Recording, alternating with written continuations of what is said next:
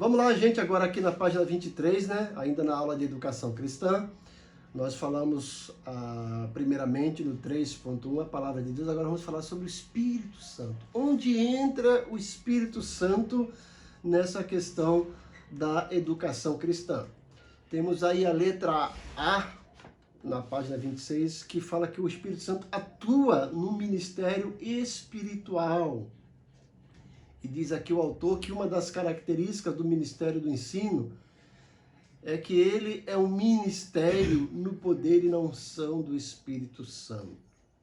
A gente vê Atos 10:38 que fala como Deus ungiu a Jesus de Nazaré com o Espírito Santo e com poder. E o texto que ele coloca aqui também, o autor, Efésios 5:18, que diz: não vos embriagueis com vinho, mas enchei-vos do Espírito. Bom, o Espírito Santo, gente, tem que estar ativo em todos os setores da igreja. Ok? Então, as pessoas que estão à frente de algum departamento, ele precisa ser uma pessoa cheia do Espírito Santo, né? E não estamos aqui dizendo aquela pessoa que pula, que salta, não. Eu acho que uma das características, a melhor característica da pessoa cheia do Espírito Santo é se ele realmente expressa o fruto do Espírito, aquelas 9 virtudes contidas lá em Gálatas, capítulo 5, versículos 22 e 23. Mas, né, no ensino, nós dependemos do Espírito Santo. Ele mesmo tem o poder de nos ensinar e nos lembrar de tudo aquilo que nós aprendemos. Então, nós precisamos contar aí com o Espírito Santo. Então, a pessoa que educa, aquele que prega, aquele que ensina, ele precisa estar sempre, constantemente buscando a unção do Espírito Santo. O Espírito Santo vai abrir a nossa mente para entender. Eu gosto muito do Salmo 119:18, quando Davi fala: Senhor, abre os meus olhos para que contemple as maravilhas da tua lei. Então, o professor, ou o dirigente, ou o pastor, quando vai ensinar na escola bíblica dominical, quando vai pregar, ou quando vai ensinar num culto de doutrina, ele tem que pedir a iluminação do Espírito Santo para aquele momento. O Espírito Santo já inspirou, né? Mas agora o qualificar, o iluminar, para que aquela palavra realmente chegue às mentes e os corações das pessoas de uma forma viva, para que cause impacto na vida das pessoas. Então a letra A aqui fala que o Espírito Santo atua no ministério espiritual. A letra B, que discerne as coisas espirituais, certo? Nós não estamos aqui falando daquela questão de culto profético que o Espírito Santo revela, mas o ensino, nós temos que entender que nós estamos ensinando a palavra de Deus, que apesar de ser uma palavra humana, ela é muito mais do que isso, é uma palavra espiritual, vem lá do céu. É o maná que desce do céu diariamente. Então a gente precisa contar com o Espírito Santo para entender aquele texto e para levar aquele texto no nosso contexto atual, para que vá alcançar a mente e o coração da pessoa. Temos que entender que quando a gente prega ou quando a gente ensina, nós precisamos alcançar o homem como um todo, nos seus aspectos facultativos, volitivos e comportamentais. Ou seja, nós precisamos alcançar o coração, a parte das emoções, do sentimento, a mente, do pensar, da razão e o comportamento. Então, às vezes as pessoas ficam pensando, às vezes, só em alcançar as emoções, aquela coisa toda, né, que a pessoa fica, oh, glória a Deus. Nada contra isso, né?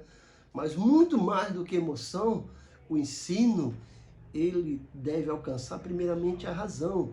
A parte emotiva é para fazer com que a pessoa esteja receptiva, aberta, disposta a receber todo aquele ensino que vai ser ministrado. Mas a ministração é aqui na razão. Por isso que Paulo fala em Romanos 12 de um culto racional. Mas tudo isso, a emoção e a razão, é para levar alguma coisa. O comportamento, a pessoa precisa mudar de vida. Entender que está errado e se corrigir. Se está certo, continuar naquele caminho. A pessoa tem que colocar em prática aquilo que aprendeu. Por isso precisamos da unção, da direção do Espírito Santo, discernimento espiritual.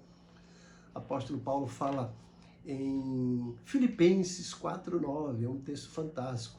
Ele diz: o que ouviste de mim, aprendeste de mim, recebeste de mim, isso praticai.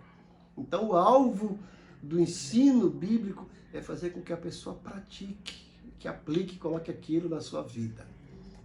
A letra C aqui diz que o Espírito prescruta o interior do homem, né? Eu estou olhando aqui, mais uma vez eu tenho que colocar aqui minha posição. Nessa parte aqui, a pessoa não está usando tanto, o autor aqui do apostilão, a função do Espírito Santo no que diz do ensino. Ele está trazendo aqui algumas características, algumas atribuições, atributos do Espírito Santo, que ele discerne as coisas espirituais e que ele atua no ministério espiritual e que ele agora prescruta. Então aqui são funções do Espírito Santo. Eu acredito que deveria ser usado mais aqui na função do ensino. Lembrando, o Espírito Santo não vai descer lá com uma apostila e vai ensinar na igreja, não, ele vai usar elementos, é você, é o ser humano. Mas com certeza ele prescruta, ele sabe o que está lá dentro do ser humano. E ele vai ajudar o professor para atingir o coração, a mente do ser humano através da palavra de Deus. O recurso do professor, do ensinador, é a palavra de Deus, certo? E a letra D fala que ele auxilia na educação cristã. Eu acredito que isso já é uma redundância, né? Já a repetição do que ele diz na letra A, que atua no ministério espiritual. Mas o interessante é que o ensino, como eu falei, depende do Espírito Santo. Existe um dom de ensino. Às vezes as pessoas pensam que os dons espirituais são apenas aquela lista de Coríntios 12. Gente, já em Coríntios 12 tem mais do que 9 dons, se você prestar atenção. Mas existem outros dons espirituais. Eu tenho uma apostila de pneumatologia, ou seja, a apostila do Espírito Santo, que eu trato bastante sobre a questão dos dons espirituais. E lá nós temos uma lista mais ou menos de 19 dons espirituais. E as pessoas às vezes pensam naqueles dons de Coríntios, que eu falo que são dons esporádicos.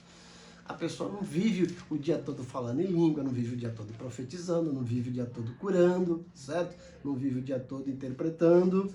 Mas existem dons espirituais que são dons permanentes. E aqui eu gostaria de tratar de Romanos capítulo 12, versículos 6 a 8, que eu até já citei para vocês. E nós vamos ver aqui um dom muito importante na igreja, que é o dom de ensino. Romanos 12, do 6 a 8, diz o seguinte: tendo, porém, diferentes dons, segundo a graça que nos foi dada, se profecia, seja segundo a proporção da fé. Se ministério, dediquemo-nos ao ministério. Ou o que ensina, esmere-se no fazê-lo. O que exorta, faça com dedicação. O que contribui com liberalidade. O que preside com diligência. E quem exerce misericórdia, com alegria. Olha aí, eu quero frisar aqui o versículo 7. Olha lá.